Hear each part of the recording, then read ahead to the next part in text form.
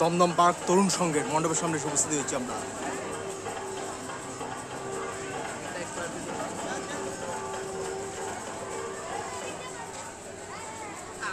এবার তাদের থিম ব্যোমকেশের গল্প তৈরি করেছে।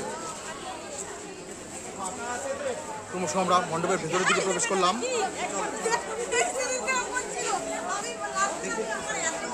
ব্যোমকেশের বিভিন্ন গোয়েন্দা চরিত্রের যে গল্প সেগুলো কিন্তু তারা ফুটিয়ে তুলেছে।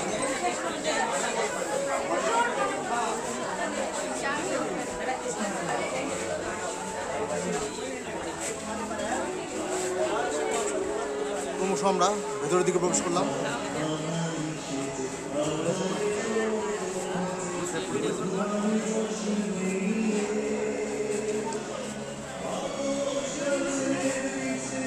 দেখুন সমস্ত গল্প তার এক একটা রসের গোয়েন্দা চরিত্রের সবগুলো কিন্তু পর্যায়ক্রমিকভাবে ফুটিয়ে তোলা হয়েছে কিছু কথা ছন্দে।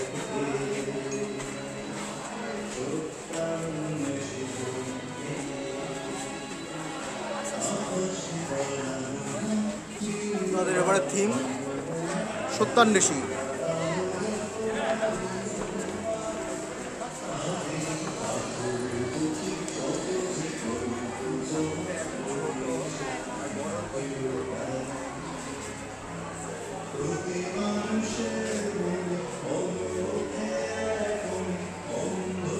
দেখুন এক একটা পার্টে এক একটা গল্প এবং তার এক একটা পর্ব অদ্বিতীয়। কিছুক্ষণ আগে আমরা সত্যান্বেষী দেখিয়েছিলাম, এই যে মাকড়সার রস আরেকটি পর্বে।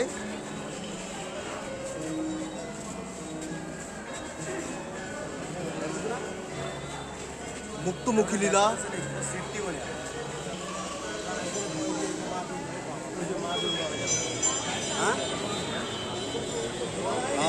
এবং আজ দশমীতে মায়ের বরণ পর্ব চলছে।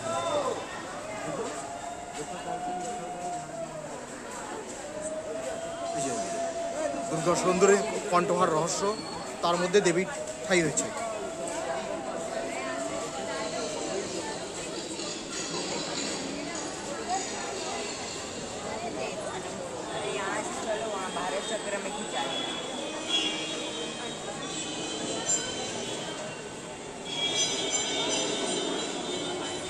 শিল্পী অনির্বাণ দাসের ভাবনায় কিন্তু সমগ্র মণ্ডপ সাজাটা ফুটে উঠেছে।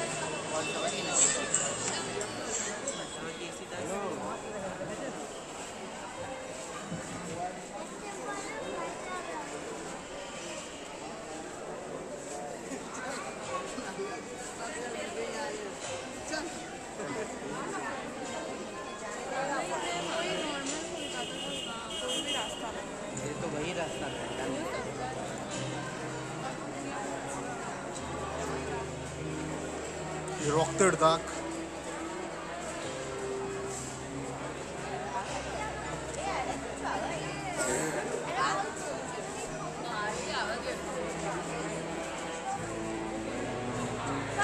সেই অনুযায়ী কিন্তু আদিম মৃত্যু।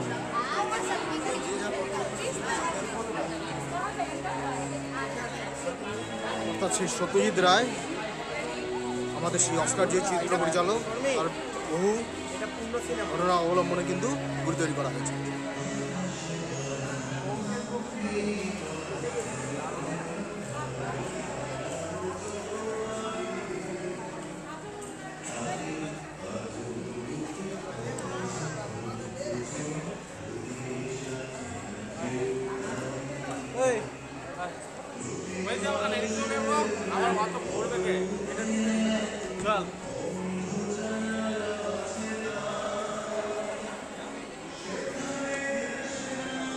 এবং মগ্ন মৈনাক, লোহার বিস্কুট। আরেকটু আমরা সামনের দিকটা দেখে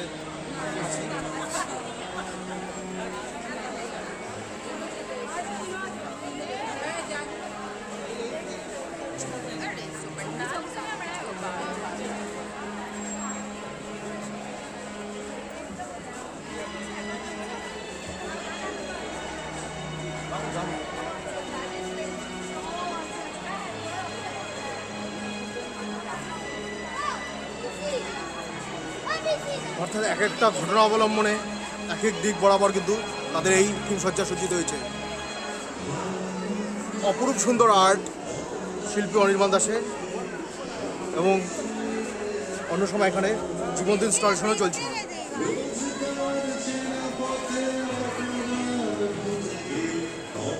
আরেকবার পাতি প্রতিমার সামনে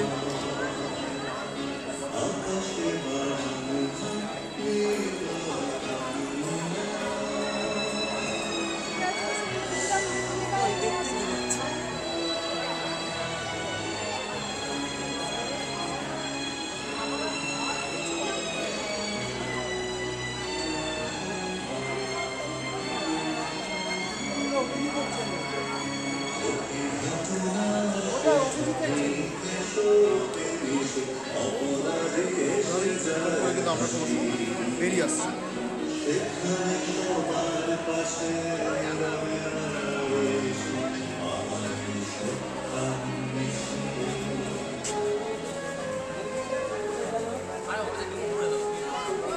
মানব প্রাঙ্গণ থেকে আমরা এসব করে দেখেই কিন্তু বেরিয়ে আসলাম।